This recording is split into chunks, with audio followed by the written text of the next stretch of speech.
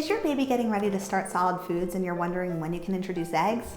Then stay tuned, because today I am sharing when and how your baby can start eating eggs, as well as the best egg recipe for your baby.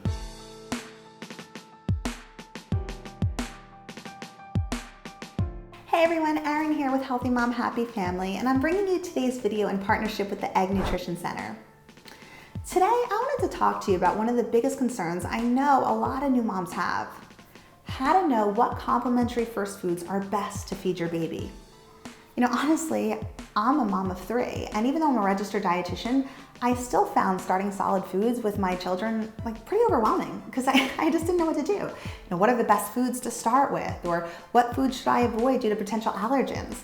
I just had all these questions, and I know how overwhelming it can be.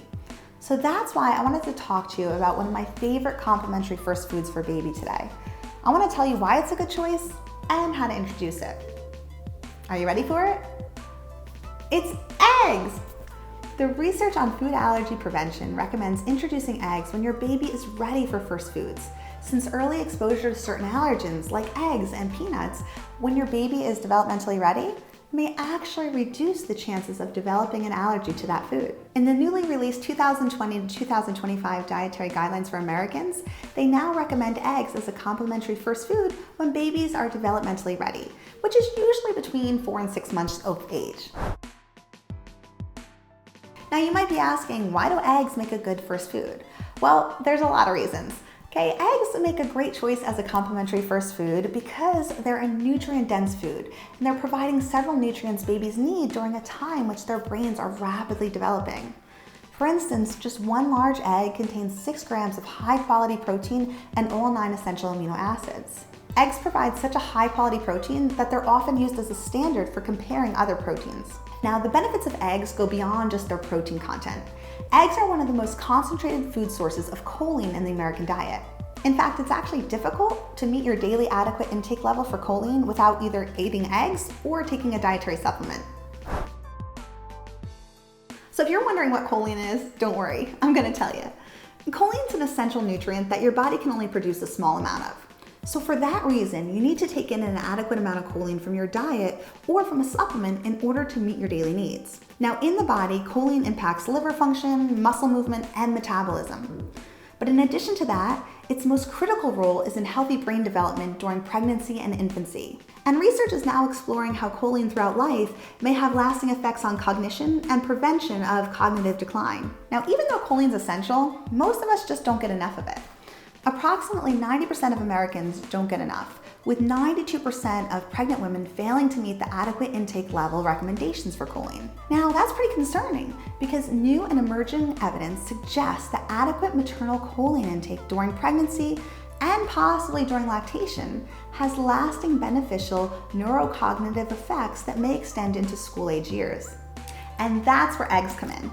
Just one large egg provides the daily choline needs for babies and toddlers, and 2 large eggs provide more than half the choline needs for pregnant moms. So you can see how adding eggs to the diet can be a great way to boost overall choline intake. And offering eggs to your baby can be a great way to ensure he consumes dietary choline each day, which may benefit cognition now and in the future. So how can you offer eggs to your baby? Well, when your baby is ready to start solids, which is usually about 4 to 6 months, you can consider eggs as a complementary first food choice. Now, your baby will begin to show signs of readiness to start solid foods, like holding his head up without support, or showing interest in table foods by trying to reach for them and grab for them, or that tongue thrust reflex will start to disappear. But you should always follow the guidelines from your pediatrician to determine the right time to start solids with your baby. Now, if you wish to spoon feed purees to your baby, I recommend taking a hard-boiled egg, removing the yolk, and mashing the yolk along with 1 to 2 tablespoons of water, breast milk, or formula to get that desired pureed consistency your baby enjoys. You can also incorporate the hard-boiled egg white, but just put it through a blender or food processor to give it that nice creamy consistency. Now, if you're practicing baby-led weaning, try slicing a hard-boiled egg into bite-sized pieces and allowing your baby to either self-feed it alone or spread it on thin slices of lightly toasted whole grain bread. Scrambled eggs chopped into small pieces can also make a great option for baby-led weaning, or you can dice them and serve them off a spoon as well. Now, my favorite way to serve eggs to my baby and my whole family is with my incredibly easy 3-ingredient avocado egg recipe. Now, what I love about this recipe is you can make it 3 ways, so it works whether you're spoon-feeding purees, or you're practicing baby-led weaning, or you just want a meal that your whole family can enjoy together at once. So all you have to do is just mash together hard-boiled egg, diced avocado, and a little bit of lemon juice, and you have everything you need to make a delicious egg salad that everyone's gonna love. I'm gonna link to the recipe below so you can print it, save it, and enjoy it. So tell me, have you introduced your baby to eggs yet? If you have, what's your favorite way to serve them? Let me know in the comments below.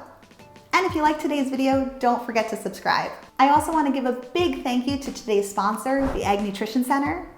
Make sure to visit eggnutritioncenter.org for all delicious egg recipe ideas and the latest news on eggs. So thank you all so much for being here with me today. I can't wait to see you next time.